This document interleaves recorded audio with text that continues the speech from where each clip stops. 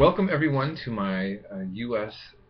History 101 class online for fall of 2015. And so let me just say that I'm really excited about this class. I do not focus much on multiple choice topic scenarios. We're going to do a lot of writing. You're not expected to be a great writer. You just can't be a terrible one in the sense that I can't understand what you're trying to say. And if so, we can still work together on that. But you won't be required to memorize a lot. You'll be required to do a lot. Okay? And so you'll be writing like 1 to 2 page papers, and you will be participating in group discussions. And I think these are very important because we have so many topics now that we're going to be having a historic background on, such as what does the Confederate flag mean, or the legacy of the U.S. Civil War, and race relations in America right now. Everybody has an opinion about these things, but they often, more often than not, it's not based on actual knowledge of historical events. And so, you have an opportunity, no matter, regardless of where you stand on your politics. And so, this is something that I want to make clear. I'm going to grade you based on you doing the work that I ask you to do, not based on how we see eye to eye on the world, okay?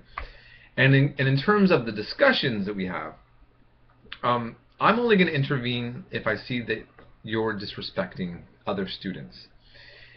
And this is going to be a tricky thing because, we want this to be an environment where we challenge each other.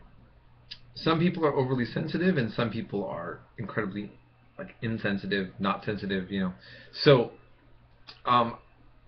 you might have somebody who's really upset over one thing that's not maybe that I think is a big deal. Ultimately, I have to make the call on that. If I see something going on, disrespect, or some things getting a little bit out of hand between students on the chat, on the discussion boards, I'll intervene and we'll have a discussion, okay, about how to revise the discussion, at least the tone and things like that. But so far, I've not really had much problems with that in students, thankfully. Now, in regards to the books that we have like 3. The Visions textbook, which I am usually going to recommend you read. You're not always going to have to read. We are going to get quite a bit into this book, Howard Zinn's A People's History of the United States. He was a leftist.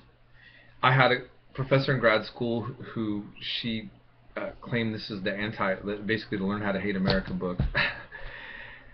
And yet it's a very popular textbook. And actually, many of my conservative students enjoyed the discussions because you don't have to agree with him in these discussions. He draws up a discussion for an idea about an event, a character that maybe will lead people to different conclusions.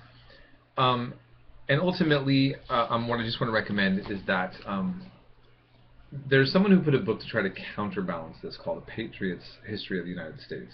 Okay, and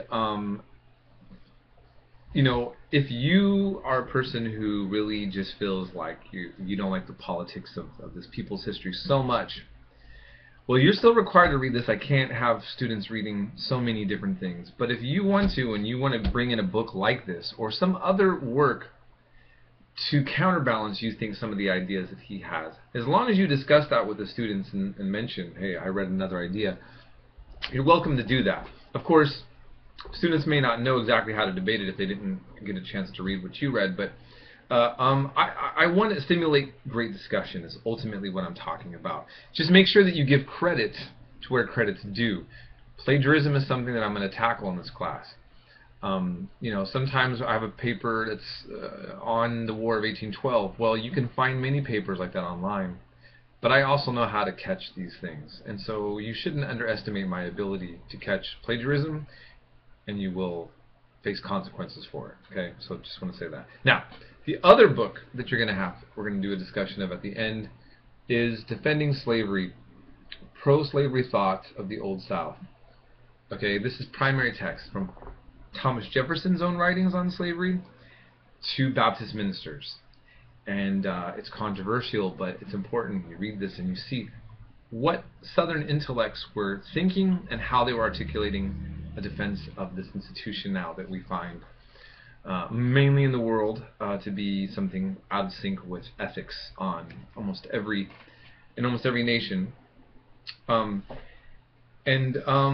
Ultimately, we'll even cover the topic of what the relation of slavery was to the Civil War or not. I can give you the simple answer, but we'll wait until we go to this together and read the works and have the discussions. So, again, this is going to be about being engaged in a history that's not that old.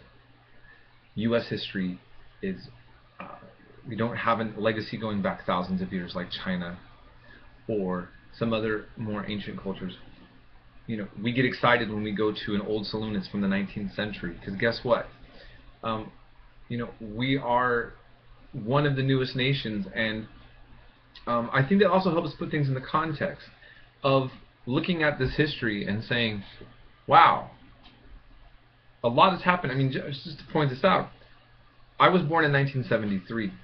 There was still segregation in the United States in '68, shortly before I was born. So many things have happened, and it has not been that long. And I think this will help you explore this legacy for the better and for the worst. And ultimately, I hope you come out a more educated person. All right, look forward to it. Let's get to the class.